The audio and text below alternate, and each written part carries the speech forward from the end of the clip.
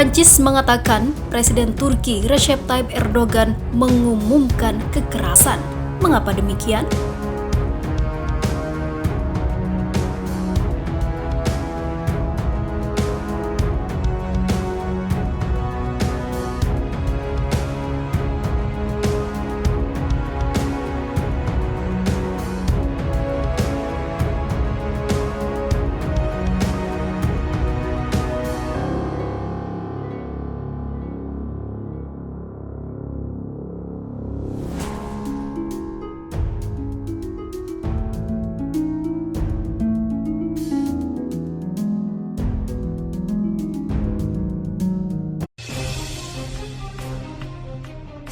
Prancis mengecam Presiden Turki Recep Tayyip Erdogan yang mereka anggap sudah mengumumkan kekerasan dan mempertimbangkan menjatuhkan sanksi.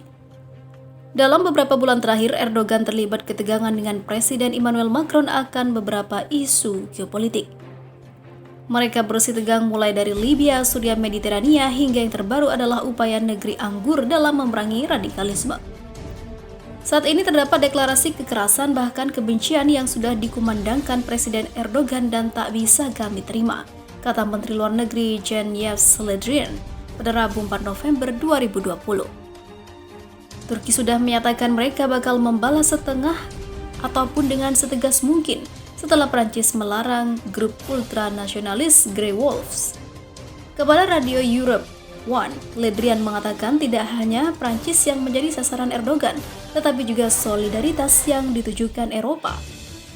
Kami meminta Turki untuk segera melepaskan logika seperti itu, keluh Le Drian sebagaimana diberitakan kantor berita AFP pada Kamis 5 November 2020. Dewan Eropa, kata Le Drian, sudah memutuskan untuk mengambil sikap kepada Ankara. Dia menasihati Ankara untuk menghindarinya.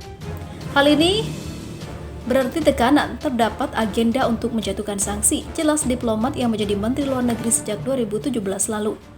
Pada ketegangan terbaru, Erdogan menyerukan kepada warganya untuk memboikot produk Prancis buntut pernyataan Emmanuel Macron. Dia merujuk kepada ucapan Macron yang menolak untuk menurunkan kartun Nabi Muhammad pasca kasus seorang guru pada Oktober lalu. Sementara itu, Presiden Prancis Emmanuel Macron sebut ada orang bodoh, salah kutip ucapannya. Siapakah orang tersebut yang dimaksud oleh Macron? Presiden Prancis Emmanuel Macron menyebut bodoh pihak-pihak yang telah salah menafsirkan pernyataan terkait Islam. Emmanuel Macron pun menilai ada pihak-pihak yang tidak senang terhadap dirinya dan kemudian memutarbalikkan perkataan Presiden Prancis tersebut. Dia pun memperingatkan bahwa dirinya tahu betul apa yang dilakukan ke depan. Pernyataan Emmanuel Macron itu disampaikan melalui akun Twitternya dan juga surat resmi yang dikirim ke staf editorial Financial Times. Cuitan dan surat itu dipublikasikan pada Kamis 5 November 2020 pagi waktu Indonesia atau Rabu 4 November malam waktu setempat. Janganlah kita mengembangkan kebodohan, jangan memutarbalikkan perkataan seorang kepala negara, tulis Macron di Twitternya dalam bahasa Prancis.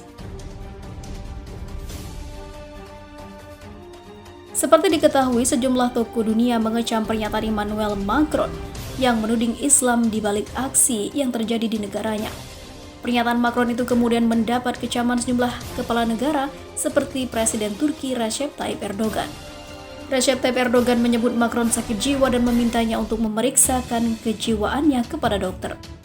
Erdogan juga menyerukan boikot terhadap produk-produk Prancis di seluruh dunia. Cuitan Macron itu sekaligus juga untuk mengomentari berita berisi surat dia yang dikirim ke editorial Financial Times. Berikut kutipan surat Emmanuel Macron dalam bahasa Prancis yang telah diterjemahkan menggunakan Google.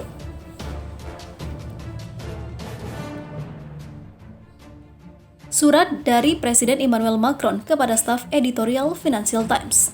Terhormat, jika selama lebih dari 130 tahun Financial Times telah menjadi surat kabar harian terkemuka di seluruh dunia, itu karena ia membedakan dirinya dengan menerbitkan artikel berdasarkan fakta yang kuat dan analisis yang terinformasi. Untuk semua pembacanya, dan saya bertanya, dengan FT ataupun Financial Times berarti memiliki kepastian bahwa Anda mengakses data yang dapat dilandalkan dan juga diandalkan tanpa perlu memverifikasi kebenarannya.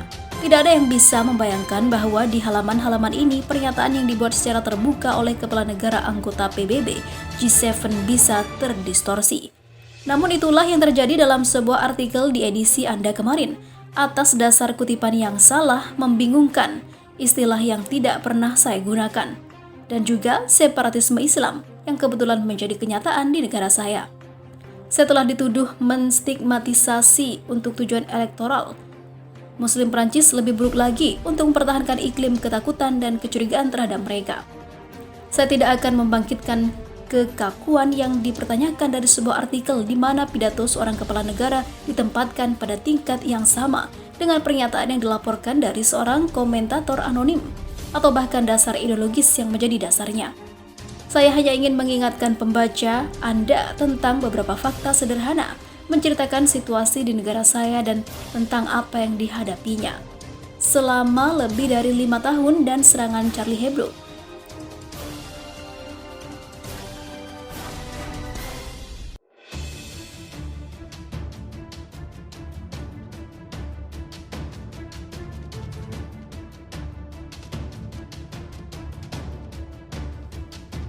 Pernyataan terbaru Presiden Perancis Emmanuel Macron tentang kebebasan menuai reaksi dari Perdana Menteri Kanada Justin Trudeau.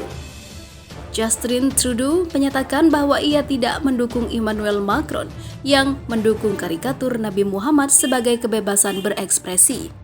Dilansir dari Canadian News 30 Oktober 2020, menurut laki-laki berusia 48 tahun itu, tidak ada gunanya melakukan hal-hal yang dapat menimbulkan luka bagi pihak lain.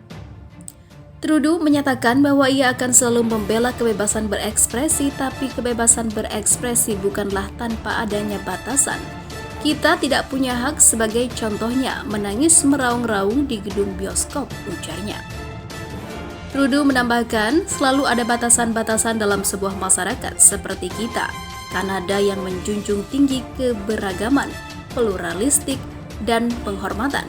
Kita harus waspada terhadap dampak dari kata-kata kita, tindakan kita terhadap pihak lain, secara spesifik terhadap komunitas ini dan populasi yang masih mengalami diskriminasi dalam banyak hal.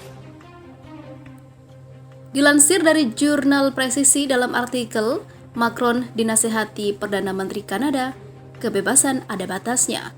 Menurut lulusan Universitas British Columbia ini, kebebasan berekspresi harus disertai dengan semangat menghormati antar sesama dan dengan perhatian untuk tidak melukai dengan cara yang sewenang-wenang atau tidak perlu. Perdana Menteri menambahkan bahwa kesengajaan karikatur itu bagaimanapun baik jika itu mungkin, tidak lagi memicu debat yang perlu dan relevan belakangan ini. Ini semua soal penghormatan, tidak untuk upaya dehumanisasi atau niatan untuk melukai. Selalu ada sebuah perdebatan yang secara ekstrim, sebut debat yang sensitif, namun masih bisa dimaklumi pada isu-isu di mana kita tidak berniat melukai. Namun seringkali niatan seperti itu, faktanya tetap saja melukai. Maka dalam sebuah masyarakat yang menghormati satu sama lain dan mendengarkan dan terus belajar, mari kita membicarakan hal yang rumit ini secara hati-hati dan saling menghormati. Awal minggu lalu, pemimpin New Democratic Party Jagmeet Singh memilih berpendapat serupa dengan Trudeau. Ia berargumen bahwa kebebasan mengekspresikan pemikiran kita bukanlah kebebasan untuk menciptakan perpecahan dengan sengaja.